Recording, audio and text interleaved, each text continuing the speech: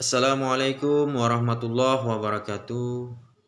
A'udzubillahi minasyaitonirrajim. Bismillahirrahmanirrahim. Alhamdulillahirabbil alamin. Arrahmanirrahim. Maliki yaumiddin. Iyyaka na'budu wa iyyaka nasta'in. Ihdinas siratal mustaqim. Shiratal ladzina an'amta 'alaihim ghairil maghdubi 'alaihim waladdallin. Amin. Ihdinas siratal mustaqim. Ya Allah, tunjukkanlah kami jalan yang lurus. Semoga dengan video ini bisa menambah wawasan seluruh jamaah Khalifah Marifatullah yang berada di seluruh dunia, baik di Pulau Jawa, Malaysia, Kalimantan, yang masuknya yang dekat-dekat yaitu Medan. Di sini saya sedikit jelaskan apa sih. Yang pertama, pertanyaannya, apa sih amalan yang perlu dilakukan setelah kita dibaiat? Yang kedua, bagaimana sih menaikkan kekuatan atau power yang ada dalam diri kita ini? Caranya bagaimana?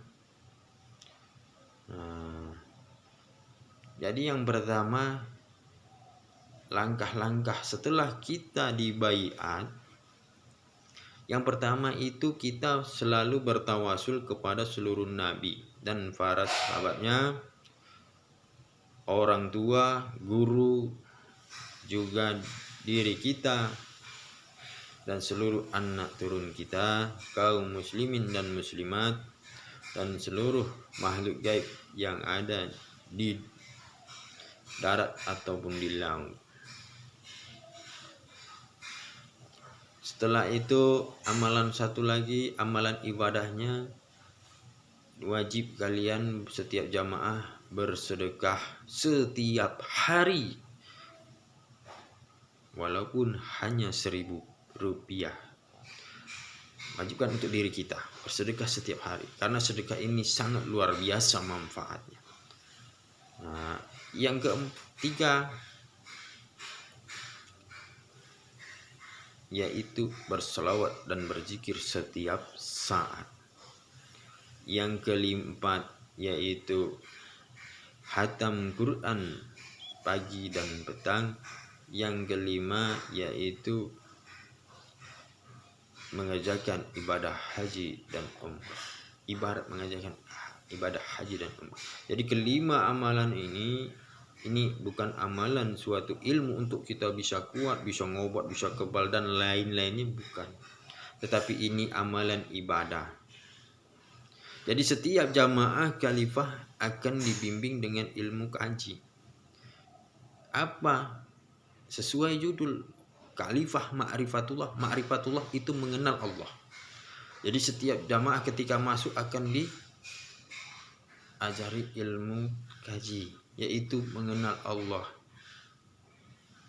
Jadi setelah mengenal Allah, ya tujuan zikirnya itu karena Allah, puasanya karena Allah, dan lain-lain, zikirnya karena Allah, semua karena Allah.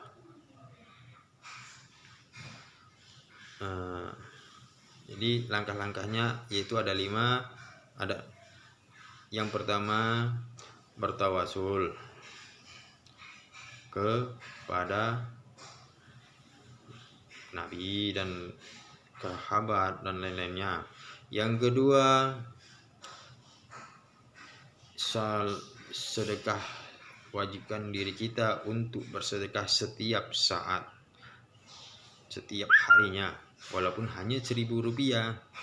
Yang ketiga, selawat dan berzikir setiap saat, tidak ada hitung-hitungannya, tidak ada. Yang keempat, kerjakan khatam Quran setiap pagi dan petang. Yang kelima, kerjakan ibarat mengerjakan haji dan umrah pagi dan petang. Dan ini adalah amalan ibadah, bukan amalan ilmu untuk kekuatan. Jadi pertanyaan kedua, bagaimana Gus untuk menaikkan power? Yang pertama, jaga marwah seorang guru dan orang tua. Power kalian akan naik dengan sendirinya. Yang kedua, saling mengisi power kepada jamaah yang lain, saling bertukar, saling mengisi. Karena kenapa saling mengisi? Setiap manusia itu berbeda-beda keahliannya, kelebihannya berbeda-beda. Saling mengisi berarti kita saling menutupi sesama jamaah. Kekurangan jamaah kita tutupi dengan kelebihan kita, sama saling mengisi.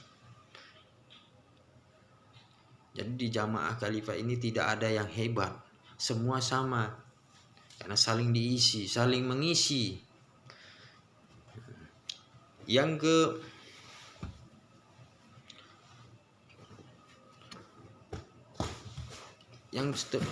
Terus yaitu melatih atau membimbing. Dengan kita melatih, kita bercerita, melatih kaji kepada orang lain, atau kita membimbing jamaah yang baru, maka powernya akan naik dengan sendirinya. Kemudian bagaimana bereksperimen, baik bereksperimen dengan pengobatan, dengan gaib, dengan ilmu kaji, ilmu pernapasan, silahkan bereksperimen. Maka kekuatan atau power yang ada dalam diri kita akan naik dengan sendirinya.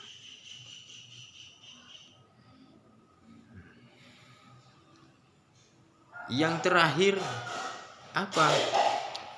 Apapun yang diperintahkan dalam agama Islam, yang diperintahkan oleh Allah, apabila kita kerjakan, maka powernya naik secara otomatis.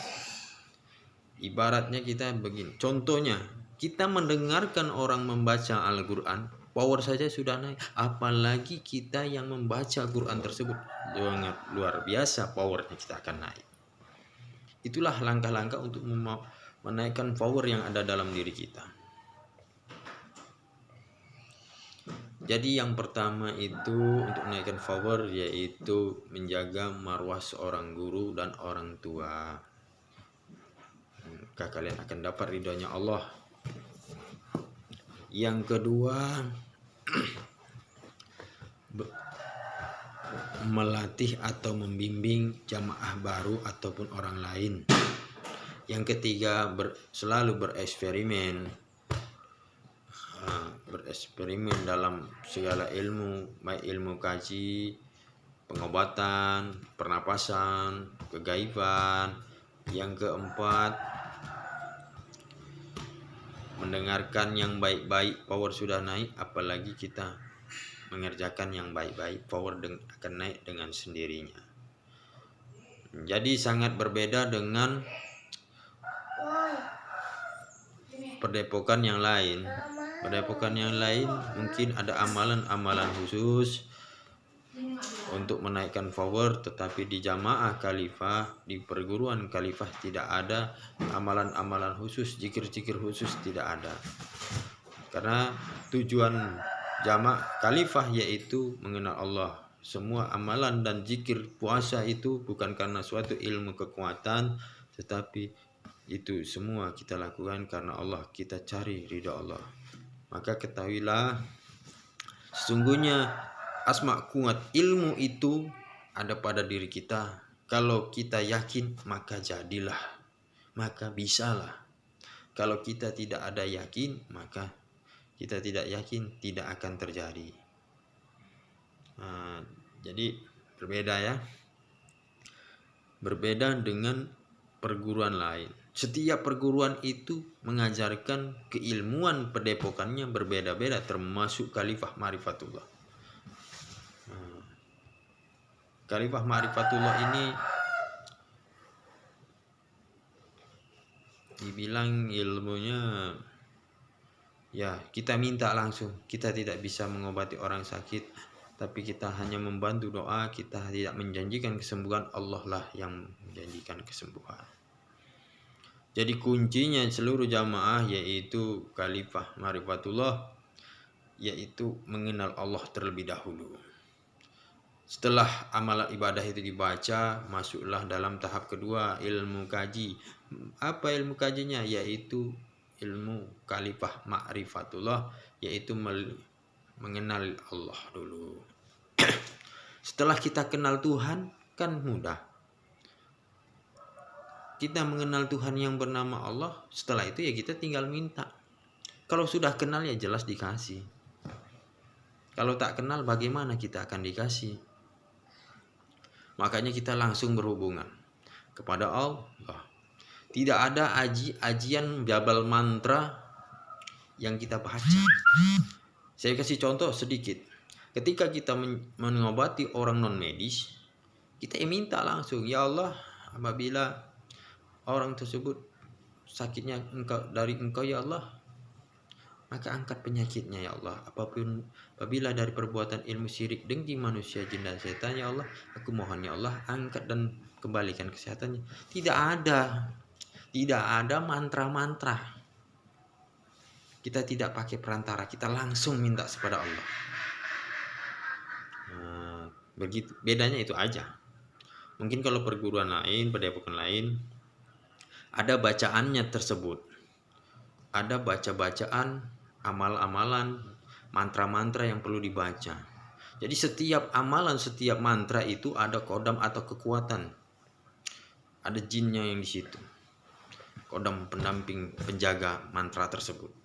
Jadi ketika kita baca untuk mengobati orang non medis terkena santet, kita baca tanpa kita sadari, kita minta sama bacaan kodam yang dibacaan tersebut. Jadi kita pakai perantara, kita minta sama kodam tersebut, kita baca kodam tersebut yang bekerja, yang melawan santet atau jin kiriman yang di badan orang tersebut. Jadi kalau kita kodam yang kita baca tadi kalah dengan kiriman santet tersebut, ya otomatis kita tewas, paling kecil muntah darah. Jadi kalau ada yang muntah darah ya seperti itu, dia pakai kodam dalam pengobatannya. Tidak minta karena Allah. Coba minta karena Allah, gak ada yang sanggup. Jadi buat seluruh jamaah, boleh silahkan kalian belajar kemanapun berada, di padepokan mana, tapi ingat jangan dikotori badan ini, jangan diisi-isi kodam yang lain, tidak ada mantra-mantra, langsung lebih enak kita kepada Allah langsung. Ketika kita sudah kenal Allah, itu dasar ma'rifatullah, awal agama mengenal Allah. Udah punya kita dasar, udah kenal pada Tuhan kita. Setelah itu kita pahami yang gaib. Setelah kita paham yang gaib, setelah itu kita tahu sholat yang sebenarnya, sholat yang bagaimana. Jadi 3. Jadi setiap jamaah kalifah ma'rifatullah hukumnya wajib untuk berjihad tauhid, yaitu jihad untuk mengajak orang yakin kepada Allah, bukan yakin kepada ilmu kuatnya. Memang sulit untuk mengembangkan ilmu yang benar-benar. Jadi kalau seorang jamaah cerita ilmu gaib, cerita gaib, pasti diketawain orang lain. Orang yang ngetawain, kenapa? Ketika dia lihat kita tidak ada isinya, kosong. Jadi kita cerita tentang ilmu gini-gini, begini, maka orang itu ketawa. Kenapa? Yang di badan kita tidak terlihat, tidak tahu mereka, kosong dilihat mereka, makanya mereka ketawa. Paling mereka dalam hati, dopok aja, bohong aja orang ini, sok paham tapi nggak paham, orang di badannya nggak ada apa-apanya. Ya memang seperti itu, kosong tapi berisi tapi kosong, diungkek tapi nggak kena. Insya Allah kalau kita benar, insya Allah tidak akan kena apa-apa. Jadi itulah amalan ibadahnya. Jadi seluruh jamaah jangan kebanyakan amalan untuk sesuatu kekuatan dan ada yang tanya, bisa nggak sih buka mata batin? Kalau di padepokan lain mungkin ada zikirnya, asmaul husnanya, Apa? Ya Allah ya batin dibaca sekian kali. Itu kalau berhasil. Kita amalkan dengan puasa lagi, dengan tirakat lagi. Berat. Belum tentu diberi belum tentu diridhoi. Jadi apa? Ya minta langsung kita. Ya Allah, mudahkan ya Allah hamba, pekakan ya Allah, sehingga hamba lebih peka kepada yang gaib ya Allah, semata-mata untuk menambah keimanan dan keyakinanku kepadamu ya Allah. Sudah berdoa, minta kepada Allah, toh dah kenal kepada siapa Tuhan ini tadi. Jadi sangat dimudah. Kita itu hanya minta. Apa kata Allah? Minta kepada aku, kata Allah, maka aku kabulkan. Jangan minta selain aku. Kalau kalian baca amalan tersebut, nanti kodam jin yang masuk di badan kalian. Memang kalian bisa, tapi hanya diberi kekuatan dan ilmunya saja, tapi kalian tidak diridhoi sama Allah. Kenapa? Maka kata Allah, kenapa kau hanya berzikirmu, ingatku hanya untuk mencari kekuatan dan ilmuku? Kenapa tidak untukku? Itu kita berzikir karena Allah, puasanya karena Allah, sholatnya karena Allah, semua itu karena Allah. Insya Allah selamat dunia akhirat. Yang kita kejar akhirat. Ketika kita kejar akhirat, dunia menyertai kita. Itu saja. Jadi di khalifah ini tidak ada pantangannya. Berbuat macam-macam, berbuat dosa, berbuat gini, tidak ada pantangannya, tidak hilang ilmunya, tapi perbuatan tersebut bersangkutan dengan akhlak. Jadi ketika kita mabuk, contoh saya beritahu, ketika kita mabuk ilmunya tidak hilang, tidak ada pantangannya. Makan pisang tidak apa-apa, nggak ada pantangannya, nggak ada pantangan lewat jemuran hilang, makan pisang ini pukul bambu hilang, tidak ada, karena ilmu Allah bukan ilmu kodam atau jin. Jadi tidak ada pantangannya. Jadi berbuat ini kok boleh, saya tidak membolehkan. Kalian mabuk, kalian zina, kalian judi, saya tidak membenarkan. Sudah jelas ilmu agama itu melarang perbuatan itu. Tapi kekuatannya tidak hilang, seluruh jamaah tidak hilang kekuatannya. Perbuatan itu adalah perbuatan mungkar. Perbuatan mungkar ini berpengaruh dengan akhlak kita. Berpengaruh dengan akhlak kita. Jadi apa dampaknya? Ajab cepat datang. Jadi seluruh jamaah khalifah itu kalau ini berbuat, ini dapat terus tegurannya dari Allah. Sangat cepat, ilmunya nggak hilang, powernya tetap. Dalam pengobatan, habis mabuk ini, saya contoh, habis mabuk, habis minuman keras, ngobati orang kesurupan, baca bismillah langsung sadar, ya bisa. Ilmunya tidak hilang, tapi ingat, ajabnya cepat datang. Bisa kita tertimpa penyakit, apapun dapat. Jadi itu bukan kirim, jadi ajab. Teguran Allah itu langsung. Kalau kalian berbuat, ya berpengaruh dengan akhlak. Jadi apa? Ajabnya cepat datang. Jadi sedikit dalam pembahasan ini, yaitu amalan ibadahnya. Yang ada amalan ibadah, bukan amalan ilmu. Yang kedua, bagaimana kita naikkan power, sudah saya terangkan. Semoga seluruh jamaah ataupun saudara, teman-teman yang melihat video ini dapat dipahami dan dikaji. Di sini saya mohon maaf tidak menyinggung perguruan-perguruan lain, perguruan spiritual lain, ataupun pengajian-pengajian lain. Di sini saya terangkan setiap padepokan itu berbeda dalam pengajarannya. Termasuk padepokan Khalifah Ma'rifatullah berbeda dari yang ada. Mungkin Padepokan Khalifah ini yang berbeda. Jadi saya akhiri, wabillahi taufiq wal hidayah. Wassalamualaikum warahmatullahi wabarakatuh.